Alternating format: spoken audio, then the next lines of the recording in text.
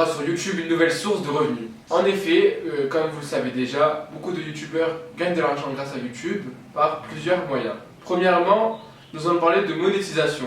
La monétisation est le fait qu'à partir d'un certain seuil de vues, les vidéos soient rémunérées par YouTube grâce à la mise en place de publicités. Pour cela, pour avoir un bon revenu, il faut cumuler plusieurs milliers de vues et c'est très difficile, et encore ce n'est pas la première source de revenus des youtubeurs les plus connus. Mais la notoriété est une nouvelle source de revenus pour les youtubeurs. Un des facteurs principaux pour pouvoir gagner de l'argent par la monétisation.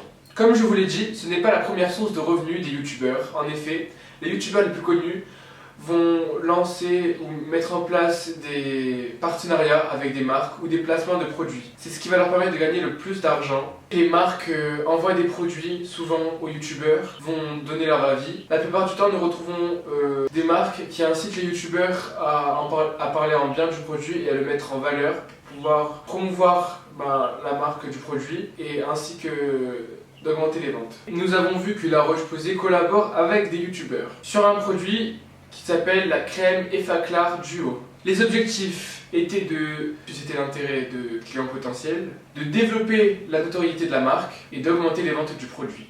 Après avoir mis en place un partenariat avec des youtubeurs, les résultats ont été sans attente. Les ventes de la crème Effaclar Duo ont pratiquement doublé et nous avons constaté une augmentation de 30% d'avis de clients positifs.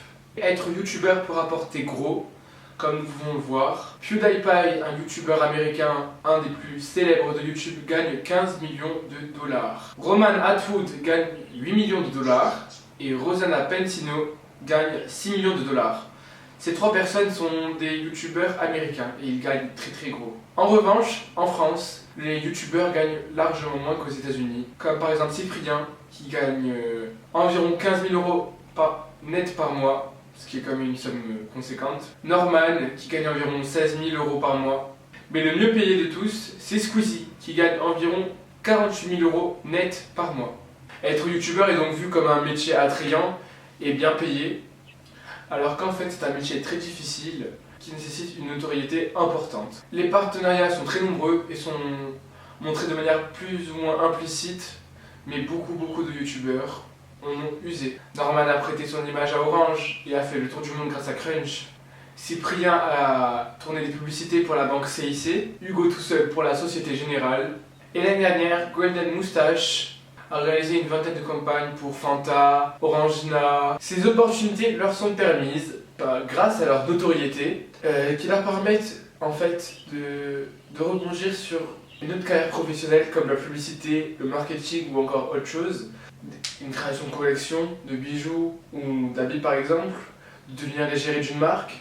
Et tout ça leur est permis toutes ces opportunités leur sont permises grâce à leur notoriété YouTube. Le nombre de chaînes qui rapportent des milliers de dollars a augmenté de 50% ces 2 dernières années.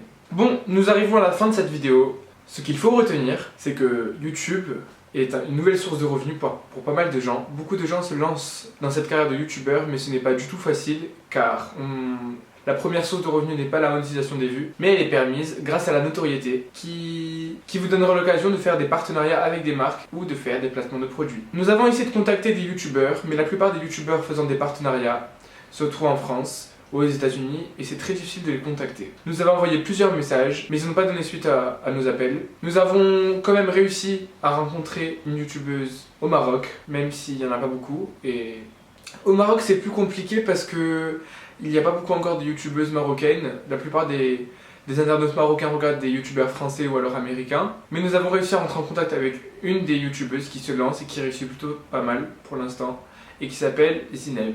Sa chaîne s'appelle Zeb Beauty et dans une prochaine vidéo, elle répondra à toutes nos questions. Bon, ça sera tout pour aujourd'hui. Au revoir. N'hésitez pas à vous abonner à notre chaîne ou à laisser un petit pouce bleu. Ciao!